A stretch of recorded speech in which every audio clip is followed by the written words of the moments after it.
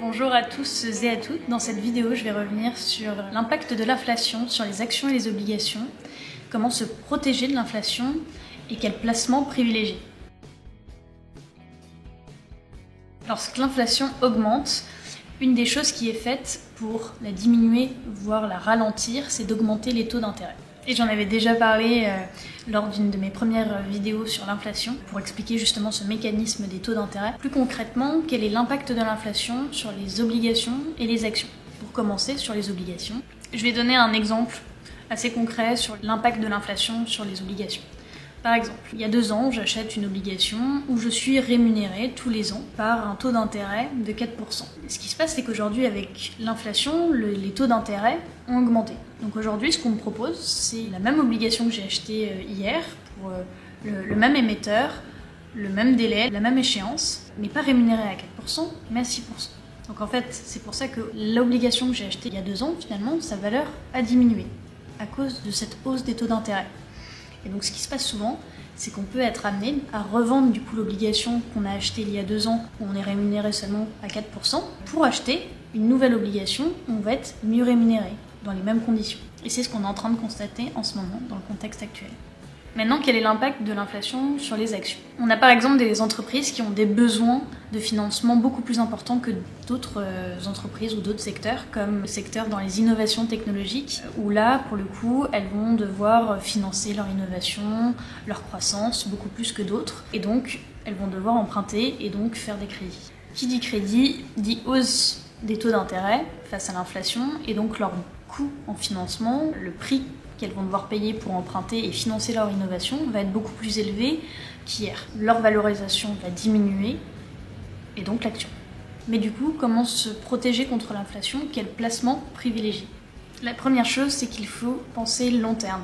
En ce qui concerne les actions et les obligations, il faut bien se rappeler que c'est un contexte qui sera passager. Donc cela ne remet absolument pas en cause la viabilité de ces actifs financiers.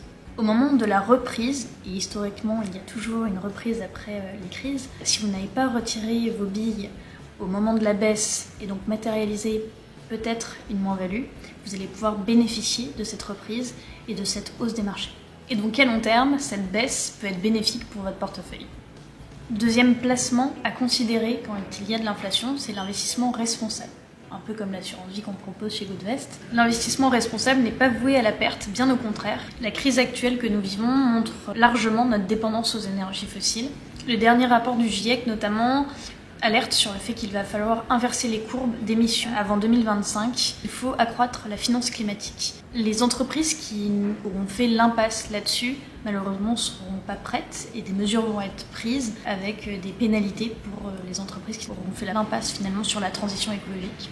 Donc il faut investir dans des entreprises qui répondent aux enjeux environnementaux et sociaux actuels, parce que finalement les investisseurs seront attirés mécaniquement par ces structures, puisque c'est les structures de demain, donc c'est le bon moment de commencer à investir dans l'investissement responsable. D'autres placements existent, comme l'immobilier, qui peut offrir un meilleur rendement quand il y a de l'inflation. En effet, même si les taux d'intérêt montent et que emprunter devient un peu plus compliqué, investir dans l'immobilier reste toujours peu cher. Le prix au mètre carré vise même à baisser dans certaines grandes villes en ce moment. Il y a également des placements dans les matières premières directement, comme l'or, qui est une valeur de refuge par excellence, puisqu'en cas de crise, la valeur de l'or tend à augmenter. Petit récapitulatif, donc on a vu l'impact de l'inflation sur les actions et les obligations, mais pas de panique, il faut penser long terme, c'est passager. Et ensuite, les placements à privilégier vont être pourquoi pas dans l'investissement responsable, puisqu'on a vu que ça pouvait être très intéressant, surtout demain et pour le futur. Également dans des actifs réels, comme l'immobilier, mais aussi dans les matières premières, comme l'or. Le premier maître mot, finalement, c'est la diversification.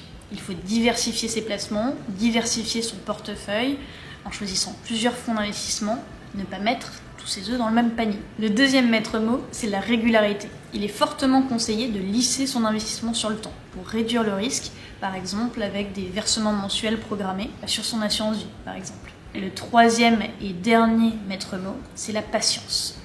Même si on peut être mal à l'aise de voir son portefeuille osciller à la hausse, mais surtout à la baisse en ce moment, à cause de ce qui se passe sur les marchés financiers, il faut rester patient, ne pas changer de stratégie d'investissement sans prendre de rendez-vous avec un conseiller et surtout viser le long terme. Merci à tous et à toutes d'avoir suivi cette trilogie sur l'inflation et j'espère à très vite pour de nouvelles vidéos. N'hésitez pas à vous abonner. À très vite.